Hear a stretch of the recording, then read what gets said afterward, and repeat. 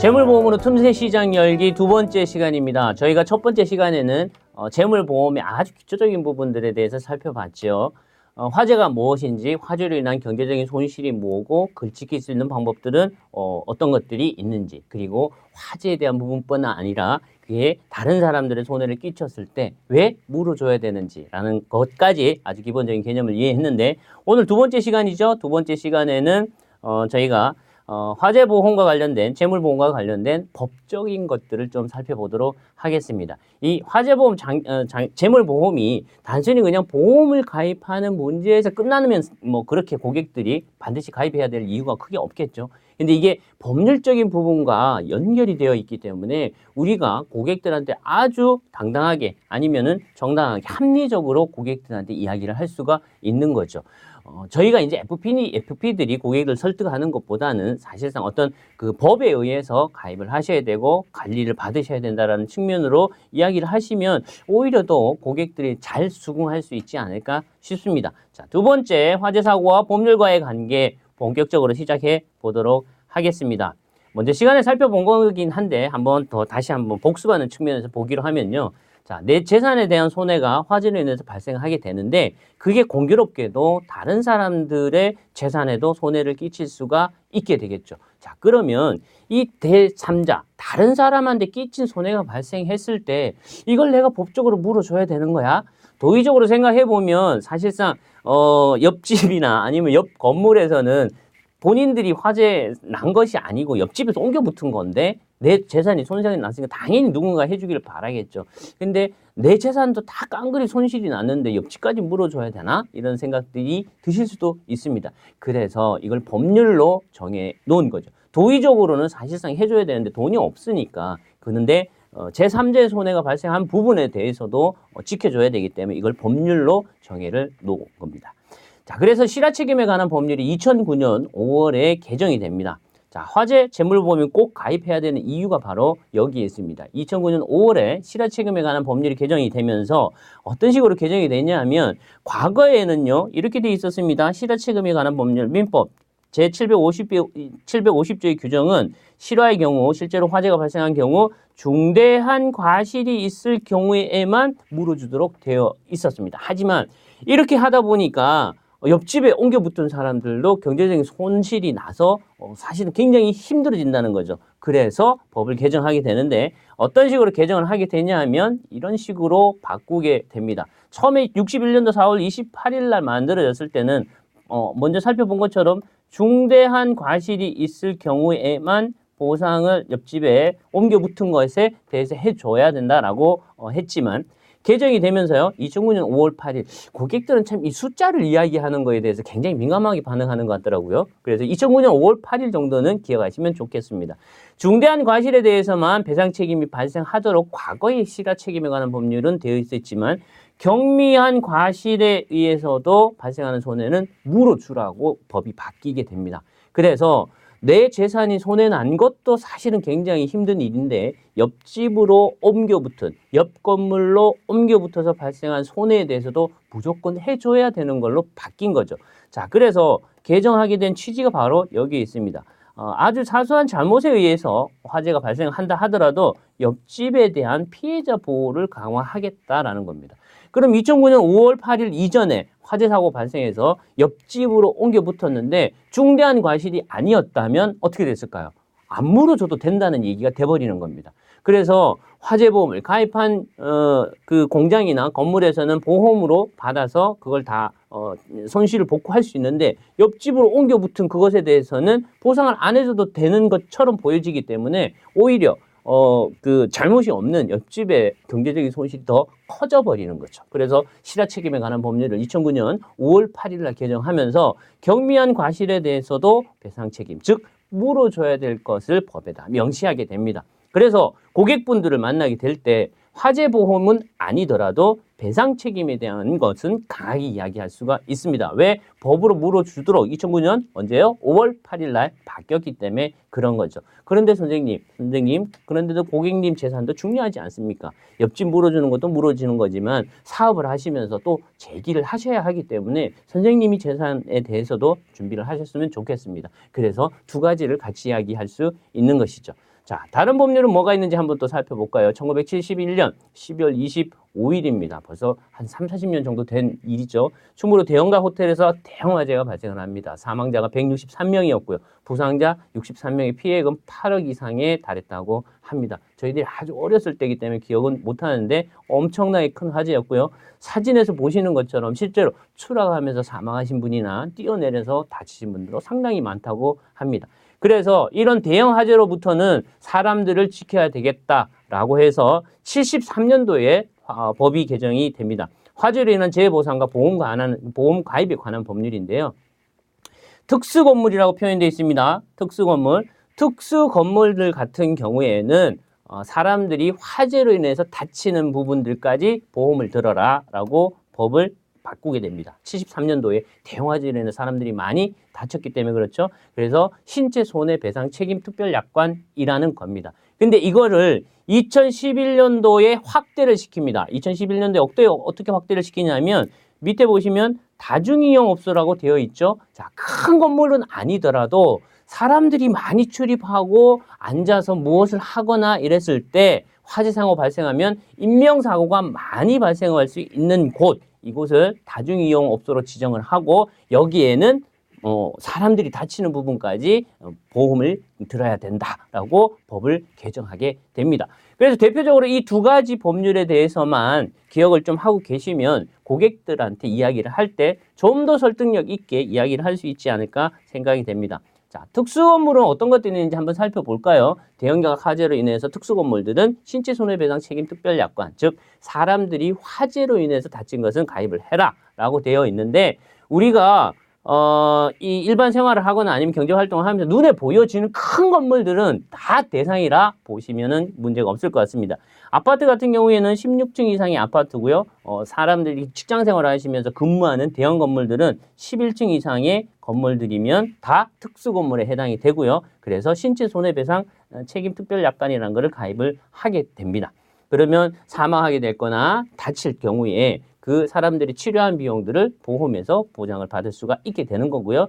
특수건물에 해당되는 건물들이 가입하지 않게 되면은 500만 원 이하의 벌금을 부과할 수 있게 됩니다. 그래서 대부분의 국유건물 중에 연면적 합계 1000제곱미터 이상, 학교라든지 병원, 관광, 숙박업, 큰 호텔들 이야기를 하는 거겠죠. 방송국, 공장 같은 경우에는 연면적 합계가 3000평방미터 이상인 경우 특수건물에 들어가고요. 특수건물일 경우에는 신체손해배상 책임 특별약관을 가입하도록 되어 있습니다. 연면적과 바닥면적은 아래쪽을 참고해서 보시면 쉽게 이해할 수 있을 것 같고요. 우리가 주변에서 보여지는 큰 건물들, 사람들이 수백 명 이상 왔다 갔다 할 수 있는 곳, 이런 것들은 다 특수건물이라 보시면 될 것 같습니다. 하지만 더 중요한 것은 특수건물보다는 우리가 많이 접하는 다중이용업소겠죠. 그죠? 다중이용업소. 저는 이렇게 표현하고 싶은데요. 다중이용업소란 사람들이 방에 앉거나 침대에 눕거나 의자에 앉아서 많은 사람들이 한꺼번에 비슷한 일들을 할 수 있는 공간들, 이렇게 보시면 쉽지 않을까 싶습니다. 자, 음식점 보시죠. 음식점 같은 경우에는 100평 이상 가는 큰 음식점들도 있으니까요.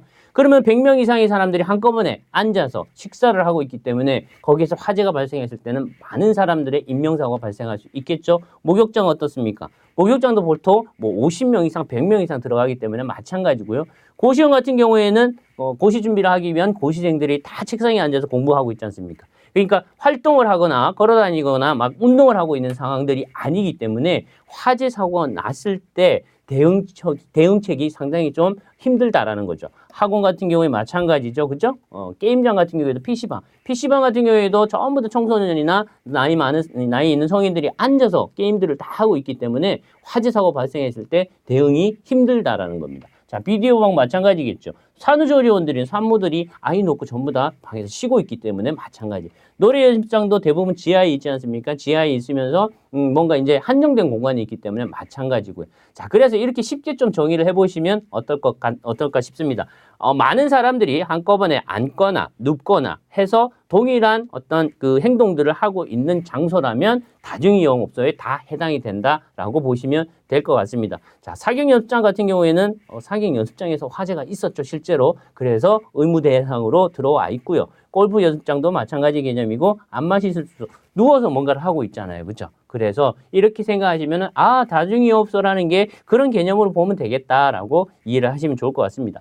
자, 다중이 의무가입 업종을 그래서 다중이용업소까지 확대를 시키게 되고 다중이용업소 같은 경우에는 화재 배상 책임 보험을 가입을 하도록 되어 있습니다. 그래서 2012년도, 2013년도에 많은 식당이나 음식점들이 화재 배상 책임을 가입을 했고요. 지금도 물론 이제 미가입한 업체들 같은 경우에는 소방서에서 일일이 다 과태료나 이런 안내문들이 나가기 때문에 가입이 안 된 업장들은 없겠지만 새로 또 계속해서 시설들이나 사업들이 생겨나고 있기 때문에 알려주는 게 중요할 것이라 보여집니다. 의무가입 업종에 대해서는 이 페이지만 좀 참고를 하셔도 크게 문제는 없을 것 같습니다. 휴게 음식점은 술을 팔지 않는 음식점을 얘기를 합니다. 놀이 연습장이나 PC방업 우리가 많이 보는 것만 설명을 해 보도록 하겠습니다. 자, 바닥 면적이 합이 2,000평방미터 이상이면은 의무가입 업종에 들어간다. 이렇게 보시면 좋을 것 같습니다. 참고로 해서 보시면 쉽게 이해하실 것 같고 좀 전에 살펴본 것처럼 많은 사람들이 똑같은 일들을 앉거나 누워서 하는 장소라면 의무가입 업종이다. 다중이용업소다. 이렇게 생각하시면 될 것 같습니다. 자, 화재배상 책임보험 의무가입 금액인데요. 자, 먼저 살펴본 다중이용업소가 그러면 보험을 큰 금액으로 가입을 해야 되냐? 그렇지 않다는 거죠. 특수건물, 아주 대형 건물과 작은 사업장 이런 데는 좀 차별을 둬야 되지 않겠습니까? 그죠? 그래서 사람에 관련돼서는 1인당 1억까지 그리고 물건에 관련돼서는 사고당 1억까지 가입을 하라라고 되어 있습니다. 요 사망 시 1인당 1억이고요. 부상하게 되면 화재 손해로 인해서 부상하게 되면은 한도, 즉 급수별로 한도가 있습니다. 1급부터 14급까지인데 1급 같은 경우에는 2천만 원 한도로 보상이 나가는 거고요. 14급 같은 경우에는 80만 원 한도로 지급이 되게 되겠습니다. 화재로 인해서 부상을 치료하다가 후유장애가 발생해서 사망까지 할 수 있죠. 그죠? 그래서 각각의 경우에 다르게 보장 금액을 설정을 해놨고요. 1인당 1억 한도지만 사고당으로는 무한대로 보장을 나갈 수가 있습니다. 그래서 작은 업장이라고 하더라도 많은 사람들이 와 있을 수 있기 때문에 사고당 금액, 즉 사람과 관련된 사고당 금액은 한도가 없게 해놨고요. 물건에 대해서는 사고당 1억까지 해 놓으라고 했습니다. 하지만 저희가 이제 영업적으로 어떤 포인트를 찾는다고 하면 바로 이 부분입니다. 대물에 관련돼서 사고당 1억인데 한번 생각해 보시죠. 여기 A라는 식당이 있습니다. 그럼 B 옆에는요, 뒤에는요. 다 비슷한 식당이나 아니면 유사한 사업을 영위하고 있는 곳들이 있을 거란 말이죠. 그러면 내 사업장에서 화재 사고가 발생을 해서 옆집으로 다 옮겨, 그게 바로 인사동 화재입니다. 19개에서 20개가 넘는 식당들이 다 불에 타서 전소가 돼버렸거든요. 그러면 원래 화재가 난 곳은 내 집이니까 내 손해니까 끝나지만 나머지 그 업장들에 대해서는 어떻게 하냐 말이죠. 그러면 대물 사고당 금액에 대해서는 1억으로 부족할 수 있다라고 고객들한테 컨설팅을 해주는 거죠. 이 사고당 1억에 대한 보험료 자체가 그렇게 높지 않기 때문에 리스크를 관리한다는 측면에서 제대로 보험을 가입한다는 측면에서 보면 사고당 금액 1억, 대물과 관련해서는 1억이 아닌 10억, 아니 그 이상도 가능하다면 해주는 게 고객들의 위험을 관리하는 방법이 아닐까 생각을 합니다. 자, 두 가지 실화책임에 관한 법률과 다중이용업소 특별법을 총괄적으로 이 두 가지만 사실 기억을 하시면은 고객들과 이야기하는데 크게 어려움이 없을 것 같습니다. 그래서 좀 구체적으로 살펴봅니다. 실화책임에 관한 법률과 다중이용업소 특별법인데 실화책임에 관한 법률 실수가 아닌 중대한 과실로 불을 냈을 때만 배상 책임, 물어줄 책임이 있었는데 그걸 개정하게 되죠. 언제죠? 2009년 5월 8일입니다. 실수나 경과실 화재에 대해서도 물어줘라 이렇게 바뀌게 됩니다. 그렇게 해서 나온 담보 자체가 바로 화재 대물 배상입니다. 손해보험에 있는 약관이나 특약, 특별약관 그리고 기본적인 어떤 상품명에 대해서 어려워하는 FP님들이 많은데 이 화재보험과 재물보험에 관련돼서는 다 끊어서 생각을 해보시면 아주 쉽습니다. 화재로 인해서 물에 대해서 다른 사람의 물건이죠. 배상, 물어주라는 거죠. 그래서 책임이 있다. 법으로 정했으니까. 불이 났는데 다른 사람 물건이 손상이 됐으니까 그걸 물어줘야 되는데 법으로 명시를 해버렸으니까 당신이 책임이 있습니다. 그래서 화재, 대물, 배상 책임이 되는 거죠. 쉽죠? 자, 그래서 이걸 끊어서 이해하면은 아, 이게 어떤 성격의 담보구나라는 걸 이해할 수 있을 겁니다. 보장 내용 화재로 인해서 타인의 재물에 발생한 손해를 물어주는 게 바로 화재 대물 배상 책임입니다. 자, 그러면 용어에 나오는 것처럼 대물 배상 책임이니까 사람은 되나요, 안 되나요? 안 되죠. 예, 사람에 대해서는 안 되고 물건에 대해서만 해주는 거죠. 자, 그래서 옆에 보시면 다중이용업소 특별법에서 보시면 화재 배상 책임이라고 되어 있습니다. 그죠? 화재로 인해서 배상을 해야 되는 책임이 있다는 거죠. 물어줘야 될 책임이 있다. 근데 여기는 물건에 대해서 사람에 대해서 명시가 안 돼 있죠. 그렇다고 하면 아, 사람과 물건에 대해서 다 해주는 거구나. 그래서 보시면은요, 화재로 인한 타인의 신체나 재물 손해를 해줘라. 앞에 이제 살펴본 것처럼 사람에 대해서는 사망시 1억까지, 물건에 대해서는 1억까지 무조건 의무적으로 가입해라. 이렇게 해놓은 거죠. 그래서 실효 책임에 관한 법률에서 지배를 받는 것과 다중이용업소 특별법에 의해서 지배를 받는 게 조금 다르죠. 그래서 각각의 담보를 같이 가입을 해야 되고 화재 대물 배상 책임을 가입을 하지 않고 화재 배상 책임만 가입을 한다. 라고 하면 대물 배상에 대한 금액을 좀 높여놔야 되지 않을까 싶습니다. 두 가지 다 똑같죠? 중요한 겁니다. 타인 제3자를 위한 보험입니다. 자, 제3자를 위한 보험인데 그럼 이걸 내가 왜 들어야 되냐는 거죠. 법으로 물어줄 책임을 만들어 놨기 때문에 만약에 물어줘야 될 책임이 생기면 내 주머니를 털어서 줘야 되지 않습니까? 그죠? 그러니까 나의 경제적인 손해가 발생하기 때문에 뭔가 대비책을 해놔야 되지 않겠느냐. 근데 큰 손실이 발생할 수 있으니 보험으로 이전시키라는 겁니다. 이게 합리적인 설득 방법이 되지 않을까 싶고요. 자, 밑에 화재보험이라고 표현을 해놓은 것은 뭐냐 하면은 위에는 다 물어줘야 될 책임이죠. 그죠? 근데 아래는 내 재산을 지키는 방법입니다. 쉽게 접근한 방법은 이런 거죠. 누차 강조해서 말씀을 드리는데 화재 사고가 발생하시게 되면 다른 사람들의 신체 손해나 물건에 대해서 물어줘야 할 책임이 생기기 때문에 제대로 가입하시는 게 중요한데 하지만 고객님, 선생님의 재산도 중요하지 않습니까? 남만 물어주고 선생님 재산은 다 화재로 인해서 깡그리 없어지면은 재기하실 수 없기 때문에 제대로 가입하시는 게 중요하지 않습니까? 남을 위한 것과 즉 나를 위한 것을 다 가입하시는 게 맞습니다. 라고 고객들을 설득하는 거죠. 자, 실효 책임에 관한 법률과 다중이용업소 특별법 두 가지에 대해서만 좀 명쾌하게 이해하신다면 고객과 이야기하는데 아주 용이할 것 같습니다. 자, 그럼 화재 사고가 발생했을 때 물어주는 겁니다. 물어주는 것만 좀 전체적으로 우리가 좀 쉽게 알고 있는 것들을 한번 살펴보도록 하겠습니다. 자, 첫 번째가 화재로 인해서 대물을 물어주는 거, 물건에 대해서 해주는 거고요. 두 번째는 배상이라고 표현되어 있습니다. 세 번째는 시설 소유자고요. 네 번째는 일상생활 배상 책임. 이 정도 용어는 다 들어보셨을 것 같은데 그러면 화재 사고가 났을 때 각각이 어떻게 보상을 해주는지 차이를 아시게 되면 아, 이것들이 다 가입이 되어야 되는 거구나라는 것을 고객들한테 아주 설득력 있게 이야기하실 수 있을 것 같습니다. 자, 화재 대물 같은 경우에는 물건에 대해서 해주니까 사람과 관련된 손해에 대해서는 당연히 안 해주겠죠. 그죠? 사람과 관련된 손해는 어디서 해줍니까? 화재 배상에서 해준다는 거죠.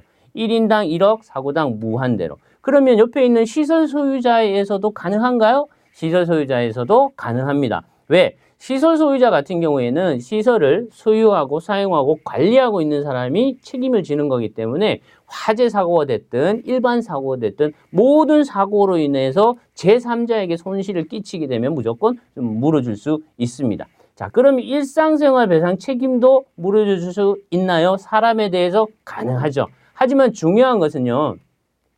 일상생활 배상 같은 경우에는 사업장에서 업무 중에 발생한 것은 보상해주지 않습니다. 정말 말 그대로 일상생활에서 발생하는 부분만 보상을 해주는 거죠. 자, 그래서 사람과 관련돼서 보상을 해줄 때는 이런 차이가 있기 때문에 화재 대물만 드신 분들 같은 경우에는 화재 배상을 권유를 해드려야 되죠. 그죠? 식당 같은 곳을 운영하고 있는 분들 같은 경우에는 시설 소유자도 같이 말씀을 드려야 합니다. 왜요? 사람들이 많이 다니는 시설 같은 경우 음식점이나 병원 이런 곳에서는 화재 사고가 아닌 다른 일반 사고가 발생할 수 있죠. 그죠? 자, 앞에 용어에서 보면 화재로 인한 것만 해주는 화재 배상이기 때문에 일반 사고는 어디서 해준다? 바로 시설 소유자에서 해주기 때문에 이 두 가지가 같이 들어가 있어야 하는 겁니다. 대물에 관해서는 사실 다 해주죠. 가장 많이 해줄 수 있는 것이 바로 화재 대물 배상입니다. 이름 그대로니까요. 사고당 1억에서 10억 원까지도 회사마다 조금씩 차이는 있지만 가입 가능하고요. 화재 배상에서는 살펴본 것처럼 1억, 그리고 시설 소유자 같은 경우는 좀 금액이 작을 수 있는데 화재 사고에 대해서 대물은 자, 그래서 시설 소유자 같은 경우에는 화재 사고가 아닌 다른 부분들까지 다 해줄 수 있기 때문에 사실상 보험료가 조금 차이가 날 수 있습니다. 일상생활에서 마찬가지 1억 한도를 해줄 수 있는데 주의하실 점은 말씀드린 것처럼 일상생활은 말 그대로 일상생활이어야지 업무 중 사고는 안 된다는 겁니다. 그래서 이 부분 주의하시면 좋을 것 같고요. 화재가 아닌 경우에 보상해 줄 수 있는 거는 두 가지죠. 시설 소유자와 일상생활 배상 책임, 시설 소유자와 일상생활 배상 책임. 화재가 아닌 경우에 해줄 수 있는 곳, 즉 음식점이나 병원, 사람들이 많이 다니는 관공서 이런 시설들에서 만약에 이런 경우 있을 수 있습니다. 바닥 청소를 너무 깨끗이 해놔서 사람들이 미끄러지는 경우 있을 수 있죠. 자, 엘리베이터를 타고 가다가 멈춰가지고 쓰러지는 경우나 에스컬레이터 타고 가다가 멈춰가지고 쓰러져서 다치는 경우 시설 소유자에서 다 해줄 수 있는 거죠. 일상생활 배상 책임은 또 말씀드립니다. 업무 중 사고에 대해서는 보상해주지 않습니다. 자, 그래서 요 네 가지 정도의 차이에 대해서 명쾌하게 이해를 하시면 재물보험, 화재보험을 취급하실 때 어떤 배상 책임이 들어가야 되는지 이해하시는 게 쉬워지실 것 같습니다.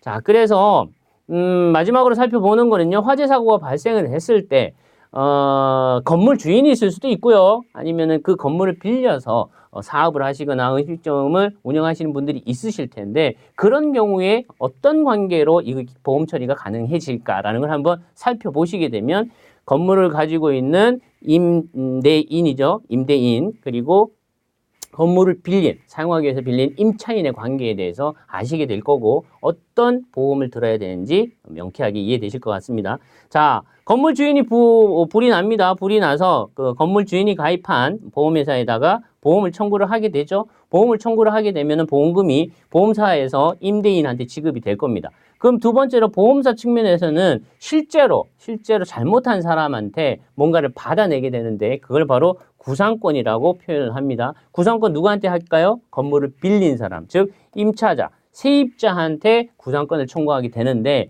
만약에 이분이 보험을 가입을 하셨고 임차자로서 임대인에게 물어줘야 되는 부분에 대해서 해줄 수 있는 임차자 배상 책임 보험 같은 경우는 가입을 했다라고 했을 경우에는 임차자가 가입한 보험회사에서 보험금을 받아서 임대인의 보험회사에다가 넘겨주게 됩니다. 물론 받아서 넘겨주기보다는 보험회사들끼리 알아서 처리를 할 거기 때문에 크게 문제는 없습니다. 즉 그래서 임대인도 보험을 가입을 해야 하고요. 임차인도 보험을 가입을 해야 한다는 거죠. 다음 케이스 한번 살펴보겠습니다. 똑같은 케이스인데 임차자가 보험을 가입하지 않았습니다. 그럴 경우에 어떻게 될까요?